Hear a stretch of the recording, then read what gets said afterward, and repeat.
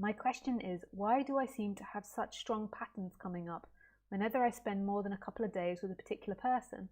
I seem to contract and revert to old ways with this person more than anyone. I can see it, but it continues. Yeah, it's really good just to work this out with someone, you know. I just guess what's happening. You know, and I can say something, but it's really good to actually talk this through with someone that's an expert in behavior. Because what's happening is that there is some sort of behavior that's happening between you both, and then there is an identity in you that's being shaken. Whether it be an attachment injury, attachment as in not seeking attachment, I mean attachment as in like feeling bonded to the person. You know, the insecurity, competition, there could be all types of things that are going on. So speaking to someone that's an expert in that can help you go deeper and reveal it. Yeah, so like so in personal relationships, like if you're not being honest and open in that personal relationship, which is a two-way thing, then often there will be weird thoughts or behaviors.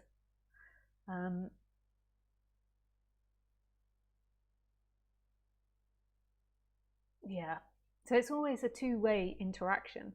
There can be one person that's more evolved than the other, but forget that, because more than likely you'll be like, yes, I'm the more evolved one. Not you necessarily, Gina, but everyone that's listening. But that's kind of irrelevant.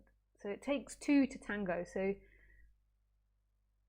and what you want in relationship is to be able to be open and honest about what's coming up for you, and the other person to be open and honest. And then when that happens, and when you both are able to contain yourself without being too reactive to how the other person feels, then navigation becomes a lot easier. But that takes a lot of self-awareness and a lot of working through dynamics on both sides. When that's not present, then on the human level, you have to begin to try and hide yourself. So, for example, like I have some childhood friends that I stay in contact with, and I notice when I interact with them for a long time, there is a part of me that has a tendency to want to be a little bit passive aggressive, and I try not to do it. But I'm conscious that the reason it arises is because I can't be truly authentically myself with them, with one in particular, because every time I try to do that, they kind of stab you. So it's like I'm not safe enough to be vulnerable and authentic with them. So if I try to say how I feel, then they'll say something like, oh, you're so neurotic, like talking, like, you know, doing this, you know, why, you know, I can't explain it, but they won't allow like a level of honesty and intimacy. And what retaliates in me is a form of passive aggression, whether it be very light. So it's like I want to slip in more open-minded ideas.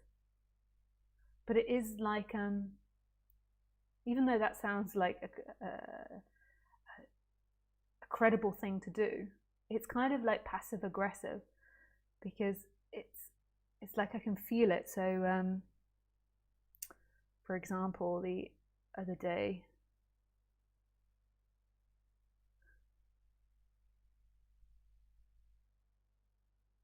they were saying something like, the problem with the taxing system is that a lot of people don't put their taxes through. They're meaning like the poor people. And if everyone put their taxes through, so this is talking about England, then like, so if these poorer people put their taxes through, then it would be even and it would be fair. And I think myself, I think that that's a very small part. Like, that's not very big in comparison. Like, so the poorer people taking cash in hand rather than paying taxes is quite a small part of it. I don't think that's like the whole problem. And then when I tried to say something, their reply was, like, you overthink things, Lisa. Why do you have to make everything so complicated? And then I can feel there's like an energy in me that wants to slip things in after to try to open her mind in, like, or not open her mind, but like to try to, open her mind to talk about things in a more diplomatic and open way, rather than like shutting down if it doesn't, like shutting the conversation down if it doesn't suit her belief systems. But that's none of my beeswax. So then it's not my job to do that. And I can feel it's passive aggression because it comes up with a little bit of force. There's a little bit of like wanting them to listen and hear that.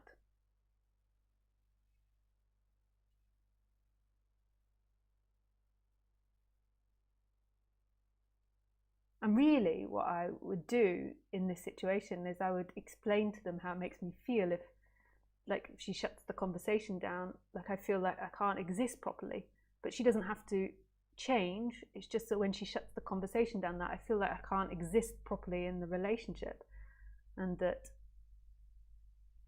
it feels squashing to me. And it's not her fault, but that's what arises in me, but it's not that level of depth. So and to me, like, what we want to be doing as humans is, it's not about not having these reactions, it's about being able to talk about them and being honest. And in that, then it's like the most relaxed way to be in relationship. But often people can't and aren't like that. So then it creates these behaviors. Like, you try to slip something in passively, aggressively, or you try to like slip in your points, or say things subtly, or say things behind veiled curtains, or an anger builds and then eventually you have a go at them. You know, all these types of different ways of behaving. So that's what happens on the human level. So what we want to in society like move towards is like really honest vulnerability, and like talking about our own vulnerabilities, and being able to hold our own vulnerabilities and hear other people's vulnerabilities. What happens when there's seeking in that as well? It exacerbates it. So that like passive aggressive urge that I was describing, like maybe if there's seeking energy there, it becomes so strong that the mind gets obsessed with it, and then goes over and over the conversation again, and then like does all these things to try to get its point. You know, like, you know what mind is like. So that the seeking energy then believes that my happiness is only in having peace with this person. It's only in being free with this person. It's only in this, it's only in that. And that isn't true. Your happiness is always in this moment. The feeling shut down in a conversation, or feeling like you can't really express yourself, is a pain. And it's noticing it as that. That is painful. When we interact like that, that is painful for me. It's not your fault, it's painful for me. And then you can make a request, you know, is there another way we can do this?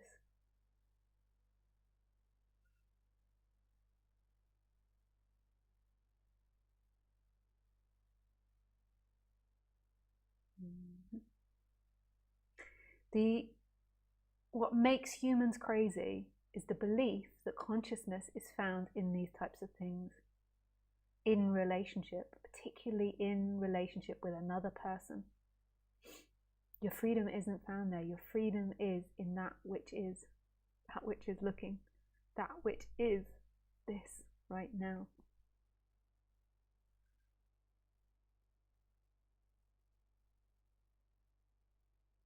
And in those moments when it gets activated, you'll notice that it's impossible to do the putting awareness, personal awareness, in a personal awareness. Okay, because the person's like, emotion comes up, and then that seeking energy is going into time.